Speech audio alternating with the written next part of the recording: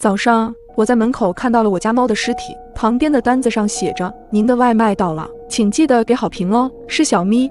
我尖叫一声，腿吓得发软，直接蹲在地上，捂住嘴巴，简直不敢相信这个事实，后背瞬间冒出了一层冷汗。明明昨晚睡前他还睡在我的枕边，一时间难过和恐惧包裹了我全身。我下意识反身，迅速关门并立马反锁，后背紧紧贴着门，并拨打报警电话。警察敲门的时候，我正蹲在门旁边，抱着腿抖个没完，大脑一片空白。昨晚12点半，刚刚吃过安眠药的我接到了外卖的电话，那人态度急切，说是在楼下等了我快10分钟了，一直忙线，您快点下来取外卖行吗？我这还有好几个单子呢，要不您告诉我几楼，我送上去也行。我愣了一下，是不是搞错了？我没点外卖。交涉了大约3分钟后，对方骂骂咧咧地挂断了。当时我误以为是店家搞错了地址，毕竟这样的事情之前也发生过，这件事我便没有放在心上。再加上安眠药的作用，不一会儿就失去意识了。直到今早打开门，小咪的尸体就那么直挺挺地放在门口。我抽搐着讲完了所有的事情，警察点头，并在纸上记录着。检查过后，门锁没有被撬动的痕迹，难道那个人有我家的钥匙？突然我想到了什么，急切地告诉孙警官，我家猫有时自己会开门的。说完，我看向不远处僵硬的小咪，眼泪啪嗒啪嗒地往下掉。昨天我好像忘记反锁了。警察拿过我的手机查看了一番，可他接下来的一句话让我全身起了一层鸡皮疙瘩。在你删掉的订单里，我们找到了你昨晚下单的外卖记录。不可能！我惊讶地捂住嘴巴，尖锐的声音在客厅回荡：不是我，真的不是我，我没有点外卖，也没有戏耍外卖员。警察先生，相信我，请你相信我。说到最后，我只剩下了呜咽。一旁的女警官轻轻地为我顺着后背：你放心，我们会调查清楚的。小猫的尸体我们需要带回去，你有亲戚朋友吗？安全起见，这几天就先不要住在家里了。送走警察后，我在家门口蹲了很久。在这座陌生的城市，我没有什么亲戚，只有男朋友刘泽。想到警察离开前说的话，我下意识地裹紧了双臂，不排除有人进入你家的可能。最近好几个事件与独居女性有关，在他们家门口都会有这么一个三角形标志。巨大的恐惧过后，我逐渐冷静了下来，开始复盘最近发生的事情。标志是什么时候出现的？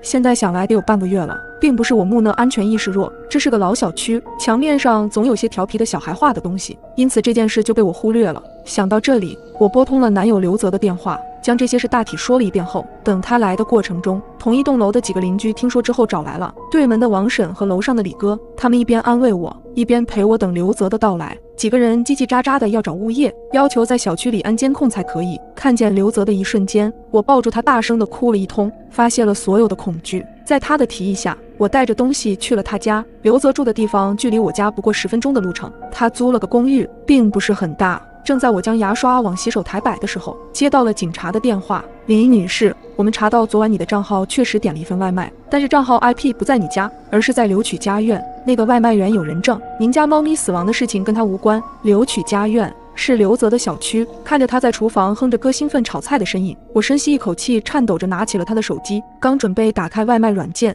瑶瑶在干嘛呢？快过来帮我打个鸡蛋。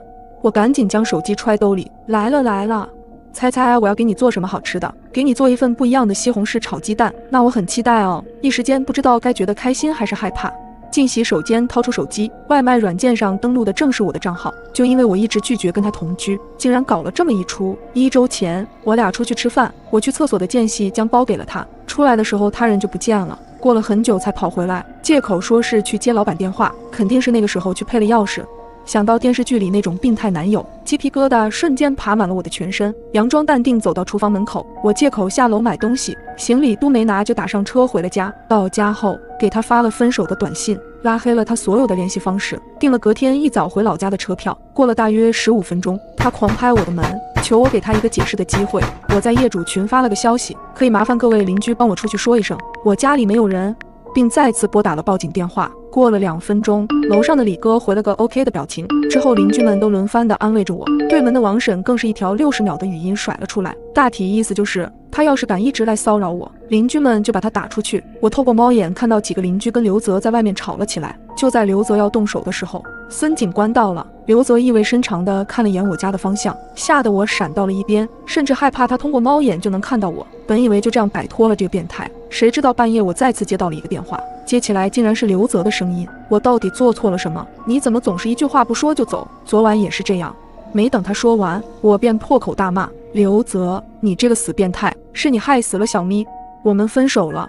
接着将手机关机。当晚我睡得并不踏实，天刚泛亮光，我便起床。打开房门的一瞬间，我的尖叫声划破了长空。刘泽满身是血的坐在我的门口，地上是一张外卖单，您的外卖到了，请记得给好评哦。再次看到这张外卖单，我便直接晕了过去。哼，李瑶瑶胆子还是这么小。女人对着镜子又嘴角缓缓上扬。直觉告诉我，家里肯定进来人了，因为我确定早晨走的时候马桶圈是放着的，但是现在它被人立了起来。我一直是独居，更是没有开马桶圈的习惯。惊慌之余，我赶忙给闺蜜小美打了电话，小声说道：小美，我家里好像有人进来过。我颤颤巍巍地跟她说了一番我的推论。小雨，你是不是最近压力太大了？我现在就来找你。小美胆子比我大很多，她很仗义地准备来陪我。我也有想过报警，可总不能因为家里的马桶盖被立了起来就报警吧？警察也不会相信的，除非有证据证明家里真的进了变态。没过多久，小美来了，因为她的安慰，我也放松了很多。可能真的是我最近工作压力太大了。随后我便准备洗漱，想着晚点跟小美一起追剧。当我走进卫生间后，我突然发现更诡异的事情，牙刷是湿的。我盯着牙刷紧皱眉头，这种东西都是早晨用完后就不会再动了吧？这是不是说明不久前有人动过它？可小美来到我家之后也没有进过卫生间，那会是谁？想到这里，我不禁打了个寒战，手里的牙刷也掉到了地上。小美听到动静走了过来：小雨，你怎么了？这家里肯定进了变态了。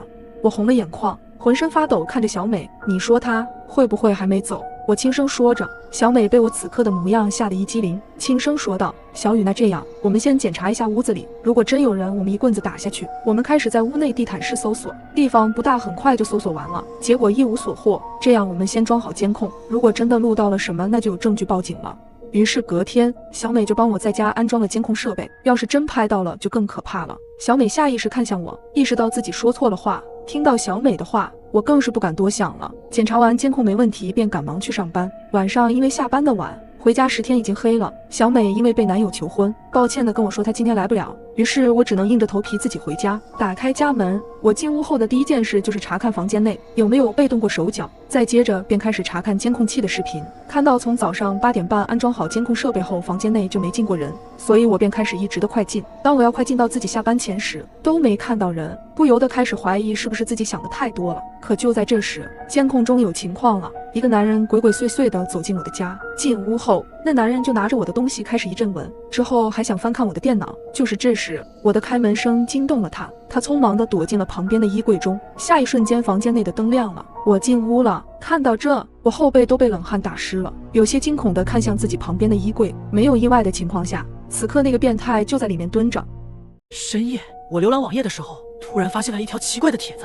我杀人了，但是不知道怎么处理尸体，现在该怎么办？出于好奇，我点了进去，贴主是匿名发布的。紧接着看到了下面一群吃瓜网友的回复：你是不是电影看多了？贴主你真搞笑，你怕不是自己在做梦吧？显然大家把这个帖子当作玩笑，这其中也包括我，抱着陪他玩玩的心情给他回复了，先尽可能的把尸体切成小块，加油哦！随着我不懈的努力，终于让我找到了好的学习资料。爱学习的我准备潜心研究一番，那么这一夜注定无眠了。隔天下班比较早，在吃泡面的时候，我又好奇的点开了那个帖子，想看看下面还有没有更有趣的回复。谢谢你的回复，我买了电锯，在浴缸里把尸体切碎了，居然也不怎么出血，你可以继续帮我吗？这时候我还没有意识到事情的严重性，只是以为这个人蛮搞笑的，所以就继续回复道：把碎块包装好再分散丢掉就好了。然而隔天我就收到了一个这样的回复：今天早上把右腿扔了，完全没有被发现。其实这个时候我已经开始觉得不对劲，甚至有些害怕了，这不会是真的吧？可其他的吧友还是觉得是贴主的恶作剧，都在嘲讽的回复。这样的结果就是逼得贴主做了回应。看来你们都不相信我。今晚我把证据放在庆春公园的地下通道里，请确认。但是有没有人敢去验证就是后话了。庆春公园，这不就是我家旁边的那个公园吗？我有些好奇贴主所说的内容是真是假，刚好贴主所给的地址离家不远。在好奇心的驱使下，当晚的凌晨3点，我便怀着忐忑的心情去了公园，来到了地下通道，一眼望去，通道里一个人都没有。在昏暗的灯光映衬下，果然在不远处发现了一个黑色包裹。我愣在原地，再也抑制不住内心的恐惧，脑子里浮现出包裹里血腥的一幕，可内心的好奇还是战胜了恐惧。我缓慢地拉开包裹的拉链，随着拉链一点点的撑开，映入眼帘的并不是血腥的尸块，而是一个摄像机。我心里的石头也终于放下，妈的，果然是被耍了。随后我便开始观察着摄像机，发现红灯闪烁，这明显是开机状态，镜头也是在对着我。就这样，在隔天一篇标题为恐怖，摄像机拍到的震惊瞬间，视频火遍了各大网站。再点进去，你会看到提示：心脏不好的人谨慎观看。随后画面开始倒计时，接着男人就出现在了画面中。只不过就在他好奇的瞬间，身后突然出现一把刀子，扎进了男人的脖子，男人死了。然后画面一转，一个标题为“我杀人了”，内容是不知道怎么处理的帖子，发到了网站上。当他发完问题，镜头缓缓上移，使得我们看清了这个发问题的人，他正是小雨，而要处理的尸体也正是藏在他衣柜里的变态。邻居杨乐后故意对着我家门把手咳嗽，我把他的所作所为发到公寓群里，大家都在骂他们一家。当晚他们儿子死了，邻居要让我偿命。小磊助手提醒你，门外有人停留。我拿起手机，调出门上的监控视频，隔壁的女人立在我家门前，她见左右无人，扯开口罩，对着我的门把手咳嗽了好几下，然后心满意足地离开了。我头发都要立起来了，立刻把这段视频转发到公寓群。staff住户，我记得你阳了有3天了吧？你干的是人事吗？你知道恶意传播传染病是犯法的吗？微信名为李梅红的账号发了一长串语音，声音尖锐，用词粗俗不堪。你他妈的凭什么拍我？你他妈侵犯我肖像权了，知道吗？住我对门的邻居说话了 staff， 你这种行为影响的是整个4楼人的身体健康。李梅红的丈夫刘涛跳了出来，你们咳嗽能忍住啊？你们以为自己是谁呀？连别人咳嗽都要管，大号感冒而已，看你们那怕的死样，厉害就搬出去住，搬到高级小区住。他还嬉皮笑脸地说，早阳早好，我们这是在帮你们。这一家子都不是什么善茬，他们还有个小孩，白天在家里打篮球，往墙上钉钉子，深夜动不动就尖叫，还会用竹竿挑女邻居挂在阳台上的贴身衣。每次上门提醒，李梅红和刘涛都是同一副嘴脸。小孩子天性好动不是很正常吗？嫌吵，想吵住高档小区去啊，那里隔音好。哦，忘了你没钱，没钱你可以去卖呀。我们也报过警，但在警察面前，他们就会装出一副老实样。警察一走，他们就原形毕露，不仅变本加厉的制造噪音，还让他们小孩往周围人门口撒尿拉屎。平日里周围邻居都已经受尽他们的折磨，这次的事件完全点燃了他们的怒火。我对门414的中年男人，我看你们一家才应该滚出去。325毒瘤，一家子都恶心到极点了。刘涛怒不可遏，老子明天就挨家挨户吐痰去。我们家阳了，你们也都别想好过。随之而来的是隔壁小孩尖利的叫声，他一边叫一边拍篮球，好似恶魔。我正戴着耳塞睡觉，听到了隔壁又传来小孩尖利的哭声，然后是痛痛的撞门声，男人女人的哭和小孩的哭声混合在一起，很吵闹。有一瞬间，我恨不得拿把刀把他们一家都杀了。我的耳塞质量很好，消减了大部分噪音，能让我勉强睡着。他们夫妻俩也并不和谐，刘涛没什么本事，还很爱在外面沾花惹草，听说还传了病给李梅红。他们俩晚上吵架打架也是常事。第2天凌晨，我是被破门的巨大响声惊醒，一看手机，才凌晨4点。隔壁又在搞什么鬼？我烦躁地翻了个身，继续睡觉了。等我睡醒，发现李梅红一家在社区群里发了许多条消息。凌晨3点，刘涛，妈的，是谁把我家门堵住了？李景红，424的，是不是你？快把门开开！我儿子一直在痉挛，医院救护车来不了，我们得赶紧去医院。刘涛，424，你再不开门，我他妈杀了你！他们延绵不绝地辱骂着我，发泄着情绪，全人忘记冷静下来，想想别的开门的办法，好想把我骂死。他们家门就能打开一。凌晨3点半，李梅红开始哭着哀求，你们谁来帮帮我们？我孩子要不行了。有一个没有备注房间号的人冷冷地说，你们家明前有病毒，我们不敢去。325，打119啊，2个傻逼。刘涛，424，别他妈装睡了。李梅红，快开门啊！11915分钟后才能到，我儿子要不行了。消防队来了，破门成功，带着小孩去医院了。刘涛在群里艾特我，424，你这个贱人，我儿子要是有个3长2短，我一定让你偿命。现在已经7点45分，我一脸懵，关我什么事啊？我回复道，我没锁你家的门，我昨晚一直在睡觉，就没出过门。门外很安静，但我不敢开门，一是怕病毒，二是不知道隔壁会来没，怕他们2口子发疯伤害我。我点开门口电子屏幕，发现摄像头不知道怎么了，什么也看不到。我透过猫眼往外看，刘涛突然出现在我门口，面部狰狞，犹如厉鬼。424，我儿子死了，他手里拿着一把明晃晃的尖刀。我试图解释，我很遗憾听到这个消息，但我的确没有堵你家的门。刘涛堵住猫眼，努力让声音听起来平静。你先把门开开，我不开，我将防盗链挂好。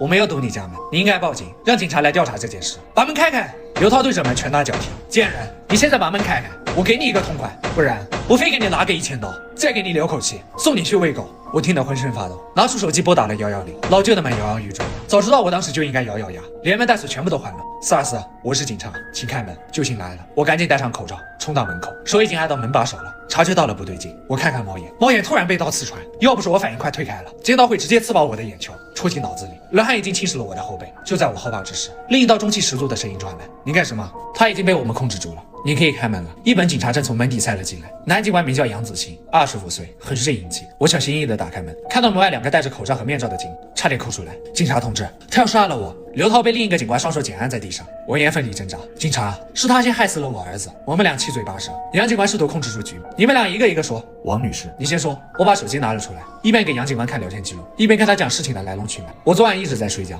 直到早上我才看到群消息，但我真的没有堵他家的门。刘涛梗着脖子吼：“你放屁！你就是因为我老婆冲着你家门咳嗽，记恨我们，所以才半夜反锁了我家的门。”杨警官带着一次性手大的手滑动我的手机屏幕，对昨晚楼里的纷争有了大概的了解。待刘涛说完，他蹲下身看了看425的门，门确实被反锁了。听刘涛说，钥匙都打不开，是消防员把门撞开了。杨警官看到了我的电子门锁，你的门锁有摄像头吗？有，但它好像坏了，一片漆黑。我转过头，发现摄像头上贴着一截黑纸，刚想撕下来，被杨警官拦住了，不能破坏现场。我讪讪地收回了手。走廊里的监控也早就坏了。刘涛又开始挣扎了，目眦欲裂，恨不得跳起来把我撕了。警察，这张纸肯定就是他贴的，他就是杀人凶手。杨警官皱眉，把他铐上。刘涛觉得自己受到了莫大的不公正，他才是杀人凶手，你们应该铐他啊！放开我！我知道了，你们跟他是一伙的，你们两个都被他收买了。杨警官无视刘涛的发电，义正言辞：你们两个都给我回警局。刘涛被铐在副驾驶座位上，我和杨警官坐在后座。我的手机震了一下，失踪社区群里有人发消息了。杨警官道：打开。所以425，你们孩子怎么样了？414回答道：似乎是没了。早上警察都来了，把425那个男的和424都带走。有3个人发了震惊的表情包。我昨晚睡得太死了，什么也没听到。哎呀，节哀顺变吧。烈红声音凄厉：你们都是害死我儿的凶手！你们昨晚但凡有一个人能帮帮我们，我孩子都不会死。你们都是杀人凶手！414，你男人打你和你儿子也不是1次2次了，你每次都在群里喊救命。最开始我们去帮你了，你第2天怎么说的？是我们多管闲事，这谁还敢帮你？李美红还在控诉凶手，反正你们都是凶手。没有人反驳，也没有人再表达同情了。这一家子人都不可理喻。警局里，警察盘问了我一上午。到现场搜查的警官也没找到我的可疑之处。杨警官嘱咐我不得离开本市后，就让我回去了。刘涛因为拿刀威胁我，侮辱警察，被关了起来。幸好，不然我都不敢回出租屋了。但我也得趁刘涛出来之前赶紧搬走。我躲着李梅红回到了出租屋，正吃着午饭呢，群里又吵了起来。115，大家都不要开门。425那女的正在挨家挨户吐口水啊，有病吧？真没有素质。425，你现在知道为什么昨晚没人帮你家了吗？你再这样做，我们就报警了。李梅红，你们都是凶手，还是那个没有被捕的人？呵呵，你男人不是说只是大号感冒吗？真是刀子不落在自己身上，不觉得疼。谁都不是凶手，你们儿子就是被你们害死的。这人还配了一个捂嘴笑的表情。李梅红在群里破口大骂，其他人也看不下去了。兄弟，你这话就有点过了，要尊重死者。哼，一群圣母，进群都要改备注的，你为什么不改？那人干脆利落的改了个备注：526的你父亲。这个人有点可疑。杨警官没收了刘涛的手机，应该也能看见群消息。李梅红：526，我今晚就让你去陪我儿子。526，我可不下地狱。我皱皱眉，这人嘴也太毒了吧。第2天，公寓群又炸了，有人发了一张血淋淋的照片，526的房门大开，男人倒在血泊之中，已经死去多时。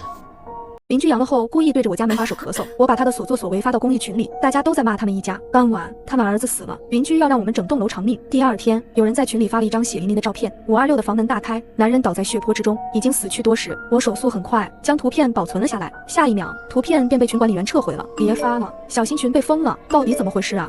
我记得513是个女生，她情绪已经崩溃了。我早上上班，一打开门就看到她死了，我该怎么办啊？我不会被当成杀人凶手吧？先报警。我已经报过了，他家没锁门吗？门大开着，不会，真的是425的人干的吧？这种事情没有人敢妄下结论。见没人回复，205默默把消息撤回了。刘涛还在警局里，难道是李梅红干的？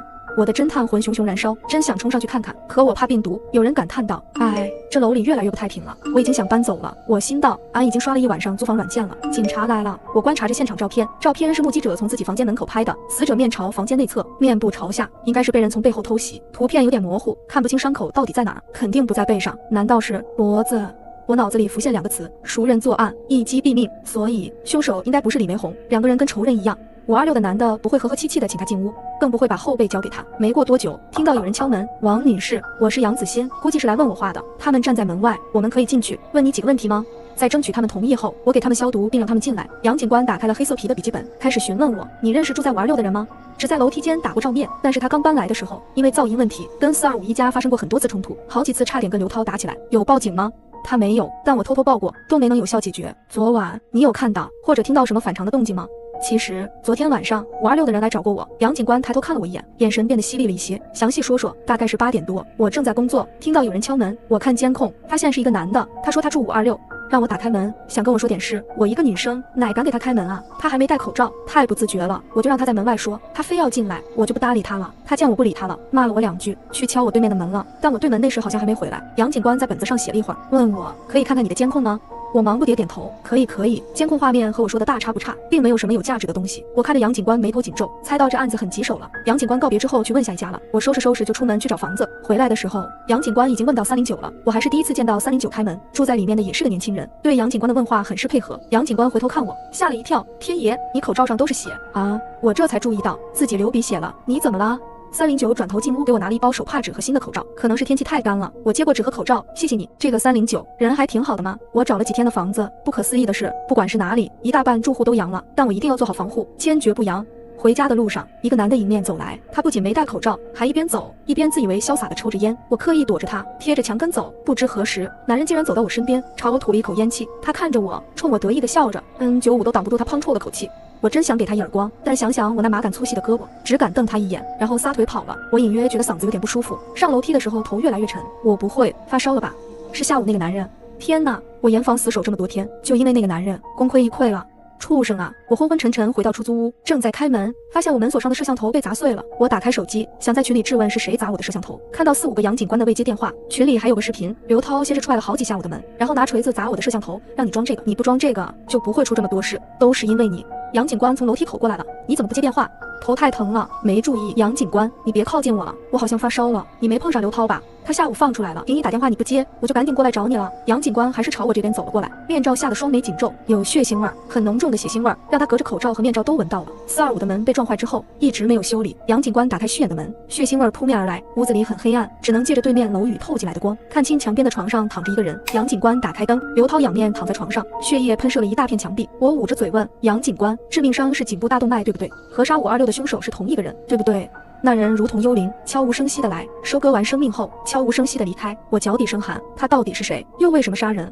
我看着杨警官给警局打电话的时候，盯着地上的酒瓶碎片若有所思。闻言瞥我一眼，又瞎打听，你回你房间去。我瘪嘴，听话的回去了。警察连夜调查，门外面一直有说话声，但我不仅不觉得嘈杂，还觉得无比安心，直接睡着了。我一觉睡到第2天中午，外面已经安静了。我烧得更厉害了，量了量体温，38.5摄氏度。我再一次在心里诅咒那个恶心的男人，水壶里却只有凉水，我连烧热水的力气都没有。算了，就这要凑合着喝吧。还是杨警官勘察现场知道隔壁的我发烧，就顺带烧了一些吃的和水果给我，也不知道他们有没有找到什么有价值的线索。发烧的第3天晚上，李梅红回来了，她站在我门口，一会儿边砸门边破口大骂，一会儿又嚎啕大哭，用头撞门。这家人作恶多端，但如今落到家破人亡的地步，也实在令人唏嘘。可是既不是我锁了他家的门，也不是我让他们在那个夜晚变得孤立无援，更不是我杀了刘涛，他不过是满腔的怨恨和愤怒无处发泄，又觉得我好欺负罢了。我打了110，李梅红喜提派出所一夜游。次日我来姨妈了，杨家痛经，我难受的想死的心都有。我拖着快要散架的身体下楼，走到1楼平台那里时，遇到了李梅红。李梅红看到我，原本空洞无神的眼睛迸射出仇恨的光，还从胳膊上挎的不兜里掏出把水果刀。贱人，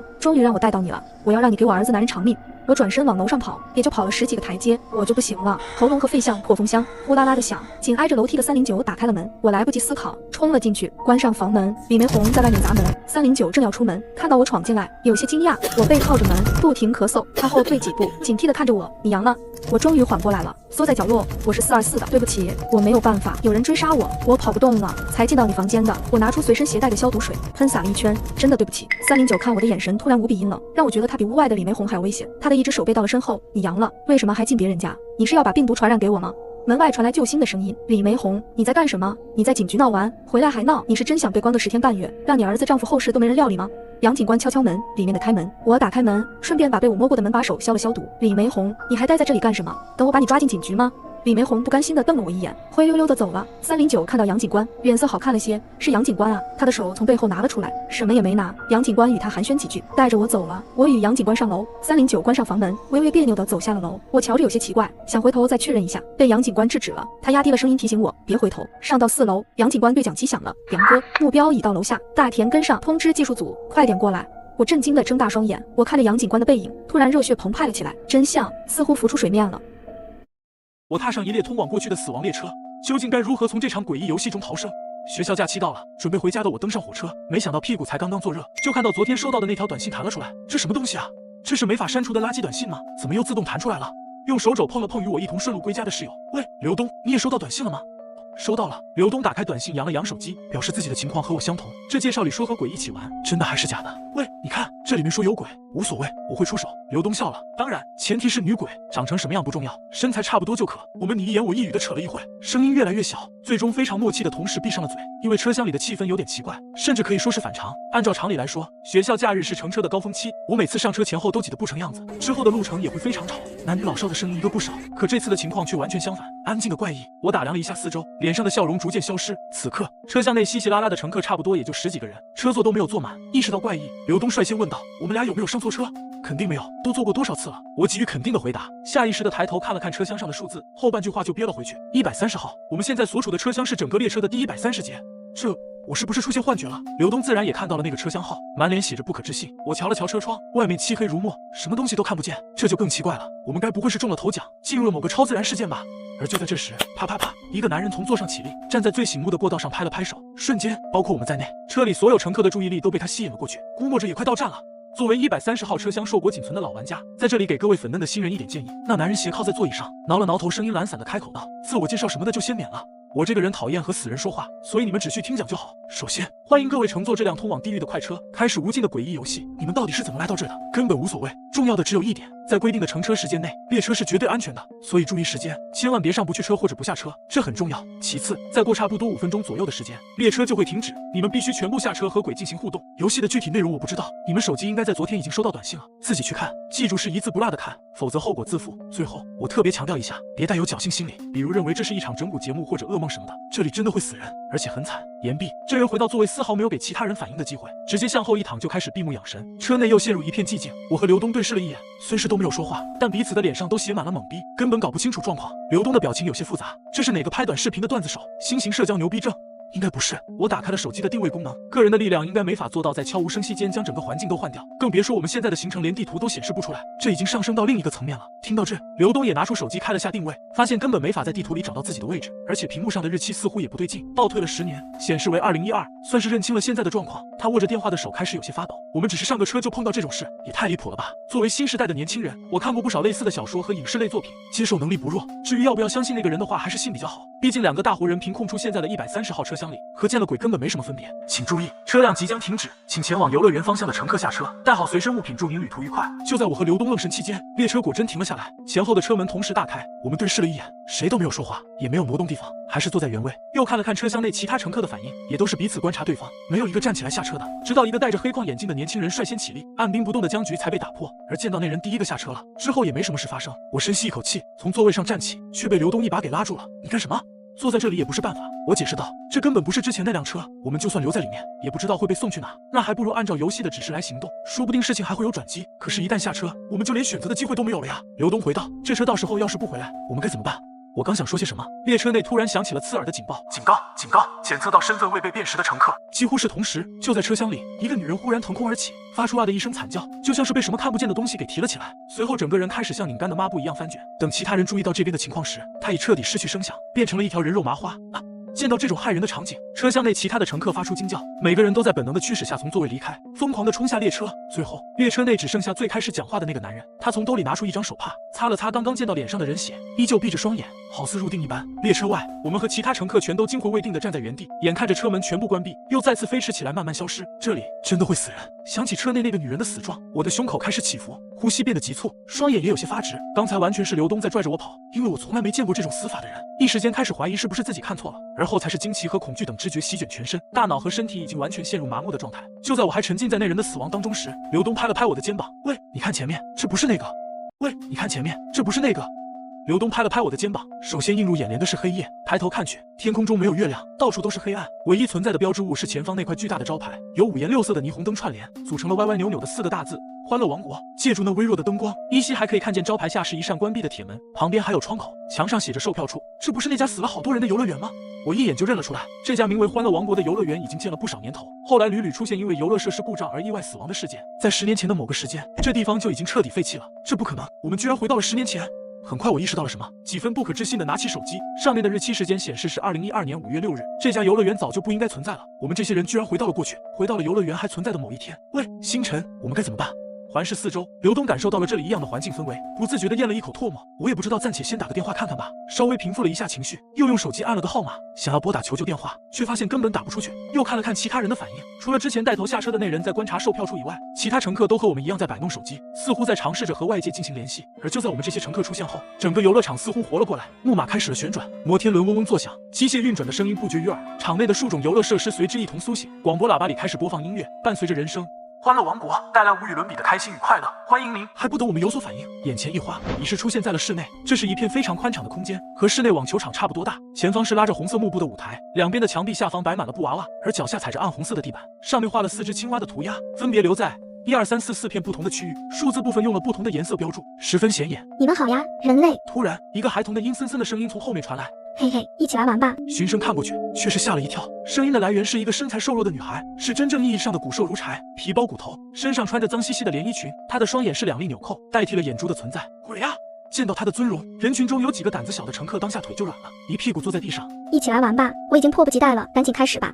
而那个女孩，或者说是鬼，僵硬的笑着，嘴边淌出的口水滴到了裙子上。我来告诉你们规则，然后大家一起玩啊！嘿，鬼擦了擦嘴边的口水，讲述了游戏内容。游戏的名称为抓青蛙，人类扮演青蛙，鬼来抓。共有3条游戏规则。规则1：整局游戏在限定的地界内进行，也就是4个画有青蛙图案的所在地，被称为池塘。所有青蛙都不允许离开由1、2、3、4组成的池塘区域。规则2：青蛙在鬼唱歌时可以进行跳跃。规则3：鬼每次只在一个地点内抓一只青蛙，猜猜他会选择哪个池塘？等他说完游戏的规则后，没有人感觉到一点童趣，反而是一股凉意涌上心头。我们现在是青蛙，那么被抓后会发生什么？还不等众人有所反应，鬼女孩的声调突然变高，似乎兴奋了起来。那我们现在就开始玩吧。嘿，是岸上的青蛙吗？她的歌喉沙哑，像是坏掉的收音机，唱着不明所以的句子。而就在第一个句子的尾音结束时，鬼女孩那2粒纽扣的眼睛一转，看向了我所在的方向。嘿嘿，我要抓青蛙了。诡异列车居然将我们带入10年前的死亡游乐园，而游戏的第一关是抓青蛙，这是什么破游戏？我们该如何才能逃生？接上文，嘿嘿，我要抓青蛙了。他笑得很开心，抬起那骨瘦如柴的双手，以一个谁都没有反应过来的速度抻掌，一把就抓住了刘东的肩膀。啊！看到那双抓住自己的手，刘东愣了一下，似乎还没意识到发生了什么。而后，鬼的脖子也像蛇一样甩出，悬在半空，嘴从2颊裂开，整张血盆大口如同黑洞，咔嚓一声就咬下了刘东的上半身，温热的鲜血四溅。这一切都发生在电光火石之间。等到众人反应过来时，鬼已经恢复了原状，用手抹了抹嘴，表情中带有几分嫌弃。好难吃啊，小青蛙。刘东看着西月同学仅剩的下半身跪倒在地上，我发出了惊恐的大叫。而游戏并未因为一个人的死亡而停止，他又抹了抹嘴，脸上的笑容依旧。还是好饿呀，我们继续玩吧。嘿，这次所有人都见识到了青蛙被抓住的下场。某个距离刘东最近的人似乎疯了，空气中的血腥味已经让他失去理智，于是将刚才的规则忘到了九霄云外，脑中只有一个字，那就是逃。他开始狂奔，可就在他前脚踏出池塘的白线时，女孩的一双鬼手已至，将他抓住。同样的场景再次发生。好吃小青蛙，笑得非常开心，哈哈哈哈。我们继续玩吧，1到2、3、4、5、6、7、8。等他唱完第2个句子，又是一双鬼手出动，抓向了数字1的池塘，吃掉了第3个人。没人敢逃，只要存有一丝理智的人，都不会再离开池塘。他是站在我边的那个人，溅了我一身的血，这似乎让我清醒了一些。下意识地环顾起四周，我们这个池塘只有3个人了。如果我再在这里待下去，鬼再次选择在这片地区抓人，下一个很大概率死的就是自己。吱吱呀呀。当他唱出下个句子时，我跳进了旁边的池塘，也就是画着数字3的区域。而鬼这次依旧选择了在池塘1。一个倒霉的中年妇女被抓住，咬剩下半截。哎呀呀，老婆！他旁边的中年人发出痛哭，又很快由悲伤转变为愤怒，双眼血红的朝那鬼冲了过去。结局如出一辙，鬼张开了巨口，男人挥洒出满地的热血，他发出欢快又沙哑的笑声。嘿，好吃小青蛙，好吃，继续玩吧，1、2、3、4、5、6、7呀。而后，鬼的第4个句子唱出，他那双纽扣眼睛转向池塘1，可那里已经没有了活人的存在。但出乎所有人意料的是，明明这片池塘已经空了，可那鬼依旧将头像蛇一样抻长了好几米，甩到区域内，四处转了半天。没有小青蛙了吗？没有小青蛙了吗？没有找到猎物，鬼的头恢复了原位，没再发出笑声，低声一语着，似乎非常不快。好生气呀，再来吧。你听到我的哭泣吗？很快，鬼唱出了第5个句子。这次他的头颅一转，似乎把目标定位了池塘3，也就是我现在所在的区域。这里的人很多，和池塘2一样，聚集了一半数目的幸存者。看到鬼朝这边看了过来，所有区域内的人都瞪大眼睛，屏住了呼吸，因为马上就会有人被杀。没等太久，一个坐在地上脸色惨白的男人被瞬间夺去了上半身，其他人都暂时的松了一口气。我放松了一些，可悬着的心依旧没有放下来，因为鬼根本没有说过这场游戏什么时候结束。这样等下去，所有人被吃掉只是早晚的事，大家不过在排队去死。有没有什么解法？快想想！情况危机到了极点，我胸口急速的起伏着，大脑却意外的一片清明。一定会存在解法的。列车上的那个人说过，和鬼互动而赢取点数，既然是赢，那么一定是建立在人可以活下来的基础上才能获胜。是什么？有什么方法可以战胜鬼？人类真的可以赢过这种东西吗？